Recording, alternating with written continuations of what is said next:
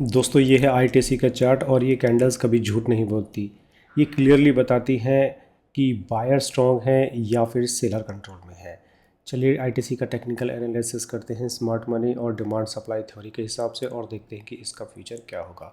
Marking मैंने कर ली है, चार्ट पर एक्सप्लेन कर देता हूँ इसका लॉजिक क्या रहा है। जैसे हम सभी चार्ट में करते हैं, इसका भी बड़े टाइम फ्रेम से ही देखना शुरू करते हैं जिससे कि पिक्चर क्लियर हो जाती है।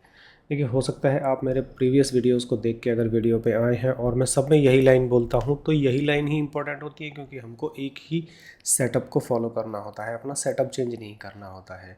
तो बड़े टाइम फ्रेम से ही देखते हैं और समझते हैं अपने एजुकेशनल वीडियो में। सो इसको देख कर ना आपको कोई ट्रेड नहीं लेनी है, बस अपने सेटअप को रेडी करना है, एजुकेशन के लिए इसको सीखना है। देखिए, काफ़ी समय पहले ये बोला जाता था कि एशियन पेंट और आईटीसी को तो आपके पोर्टफोलियो में होना ही चाहिए फॉर लॉन्ग टर्म के हिसाब से। लेकिन अगर ये बात यहाँ पर बोली जाती या इस टाइम पे बोली जाती तो मैं समझ सकता हूँ कि बिल्कुल ठीक था। लेकिन अगर किसी ने यहाँ पर बाय किया होगा तो उसका सोचिए क्या हाल हो रखा होगा। तो इसीलिए ही मैंने कहा है, हमेशा अपने वीडियो में कहा है कि कभी भी चढ़ते हुए सूरज को, वैसे तो ये कहावत है कि चढ़ते हुए सूरज को सभी सलाम करते हैं लेकिन चार्ट को नहीं करते हैं। ठीक है, ऐसे बहुत सारे मैं एग्जांपल आपको दे सकता हूँ।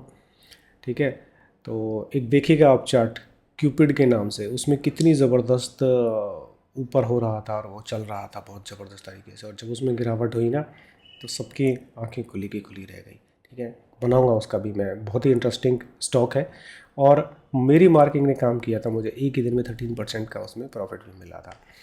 चलिए कोई बात नहीं, ऐसी लंबी बातें तो होती रहेंगी, पहले चार्ट को एनालिसिस कर लेते हैं। ठीक है, तो किसी भी स्टॉक से प्यार नहीं करना चाहिए, उसके प्राइस एक्शन के प्यार करना चाहिए और देखना चाहिए कि हमें क्या उसमें मिल रहा है, उसी के अकॉर्डिंगली ट्रेड प्लान करें। जब हम ट्रेडिंग कर रहे हैं तो बस 3 चीज़ों का ध्यान रखना है, एंट्री, स्टॉप लॉस और टारगेट। अगर हमें वो मिल जाते हैं तो डालिए, अपने जिस भी डीमेट अकाउंट पे जितनी सेटअप में आप ट्रेड कर रहे हैं वहाँ पर उनको डाल दीजिए। मतलब जिस दिन बाई किया उसी दिन उस टाइम डाल के फारेगा, अगर या तो स्टॉप लॉस लगे या टारगेट लगे, जो लगेगा आप उस ट्रेड से बाहर। तो अब एक्शन को समझते हैं। नीचे तो एक बहुत बढ़िया बाइंग जोन है लेकिन बहुत नीचे है अभी तो। ठीक है, 212 के आसपास में है, तो इसकी मार्किंग कीजिएगा। लेकिन 6 महीने पे चलते हैं, 6 महीने पे भी कुछ नहीं है, वहीं की वहीं जोन है, ऊपर एक रेडी हो रहा है। लेकिन ये सिर्फ और सिर्फ आप देख रहे हैं जनवरी का, जनवरी में 10 दिन है और ये ऑलरेडी 16% की गिरावट दे चुका है आपको जनवरी के अंदर में। ठीक है, 3 महीने पे चलते हैं। अब 3 महीने पे बहुत ही बढ़िया एक यहाँ पर स्ट्रक्चर बन के आ रहा है। ठीक है, यहाँ पर मैंने एक बाइंग जोन मार्क कर दिया है जिसकी रेंज भी देखिए कितनी छोटी सी है, सिर्फ और सिर्फ 5% की रेंज है। स्टार्ट होता है ये 320 से, एंड होता है 300 के आसपास में, तो 399 पे लगा लीजिए, थोड़ा सा नीचे, राउंड फिगर से हमेशा नीचे रखना चाहिए। समटाइम्स क्या है कि जब स्मार्ट मनी हावी होते हैं तो वो सेल करते जाते हैं और नीचे तक स्टॉप लॉस को लेके जाते हैं, जिसको एक लिक्विडिटी हंटिंग कहते हैं। ठीक है, लिक्विडिटी क्या होती है कि जहाँ भी रिटेलर्स अपना स्टॉप लॉस लगाता है वो लिक्विडिटी होती है, क्योंकि बायर्स के पास में, मतलब स्मार्ट मनी के पास में इतने सारे ऑर्डर्स होते हैं तो उनको बाय करने के लिए सेलर भी तो चाहिए ना। जब तक रिटेलर्स का स्टॉप लॉस नहीं लगेगा तब तक उनकी बाइंग नहीं होगी, तो इसलिए वो काफ़ी नीचे तक जाते हैं। तो इसलिए इन चीज़ों का ना छोटा छोटा ध्यान रखिए कि कहीं पे अगर 300, 400, 500 पर अगर स्टॉप लॉस लग रहा है तो पॉइंट नीचे लगा दिए, क्या फ़र्क पड़ेगा उसमें, है ना। डिपेंडिंग कि प्राइस कितना है, तो इस चीज़ को आप नोट करके रखिएगा हमेशा। सो अभी प्राइस है 337 पर, इसकी विक को ऑलरेडी टच कर चुका है लेकिन विक बिल्कुल भी अच्छी नहीं है। ठीक है, मतलब कि देखिए बिल्कुल ही प्राइस में कुछ हुआ ही नहीं, 3 महीने तक कुछ नहीं हुआ, प्राइस यहीं पर ही स्टक रहा। इस कैंडल का मीनिंग आप समझ रहे हैं, प्राइस की ओपनिंग यहाँ पर थी, क्लोजिंग यहाँ पर थी, जाने की कोशिश हुई लेकिन 3 महीने तक बायर और सेलर एक ही जगह पे रहे। फाइनली इसमें बायर्स हावी हुए, स्मार्ट मनी हावी हुए और इस प्राइस को ऊपर लेके गए और इसमें एक ब्रेक ऑफ स्ट्रक्चर भी बनाया।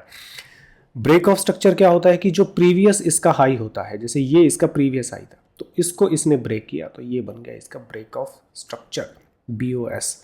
मतलब कि इसके ऊपर में इसने क्लोजिंग दी, प्राइस को ऑल टाइम हाई पे लेके गए, 500 पे लेके गए, लेकिन उसके बाद में नीचे आप देखेंगे यहाँ पर भी एक ये देख रहे हैं बहुत ही स्ट्रॉन्ग एक क्वार्टर का बाइंग जोन बना हुआ था। ठीक है, लेकिन पीछे बहुत ज़्यादा सपोर्टिंग नहीं थी, लेकिन इसने भी अप जाने की कोशिश तो की थी, टारगेट थोड़ा बहुत दिया बट इतना अच्छा नहीं था, 445 के आसपास में, और फिर से धड़ाम धड़ाम नीचे आ गया। ठीक है, मेरी भी एक्सपेक्टेशन थी वैसे तो ये कि यहीं से ही अप जाना चाहिए, लेकिन देखिए कुछ भी हो सकता है स्टॉक में। तो ये नीचे आ गया है और अब नीचे बहुत बढ़िया एक जोन बन रहा है। तो आज की डेट में इसमें कुछ भी नहीं है, बिल्कुल भी कुछ नहीं करना है, वेट करना है, फोमो क्रिएट नहीं करना है। इसको भी आप समझिएगा कि फोमो क्या होता है। फोमो का मीनिंग होता है fear of missed out opportunity. ठीक है, तो इसको भी आप गूगल करके सर्च कीजिए, चैट जीपीटी पे जाकर कि क्या होता है। जब आपकी एंट्री है वहीं पर एंट्री कीजिए, ऑर्डर लगा के छोड़ दीजिए 320 पे, और वेट कीजिए इसका आने का, और यहाँ पर इसका स्टॉप लॉस लगा के 1:2 का टारगेट लेके जयराम जी की बाय बाय। हालांकि 3 महीने पे है, लेकिन उसके बाद में क्या एक्शन होता है, अगर पूरी क्वांटिटी नहीं बेचना चाहते तो कुछ क्वांटिटी बेच दीजिए और वेट कीजिए इसमें नया प्राइस एक्शन क्या होता है। ठीक है फ्रेंड्स, सो ये है मेरा व्यू। बाकी न्यूज़ में क्या आ रहा है आईटीसी के बारे में वो आप देख लीजिएगा, मैं न्यूज़ को फॉलो नहीं करता हूँ, हम सिर्फ प्राइस एक्शन को रीड करते हैं कैंडलस्टिक्स के हिसाब से। ज़्यादा छोटे टाइम फ्रेम के पे जाने की इसकी ज़रूरत नहीं है, बस इतना सा ही ये काफ़ी है। और thank you friends for watching, please share this video as much as possible, जो भी लोग ट्रेडिंग और इन्वेस्टिंग में इंटरेस्टेड होते हैं। Thank you.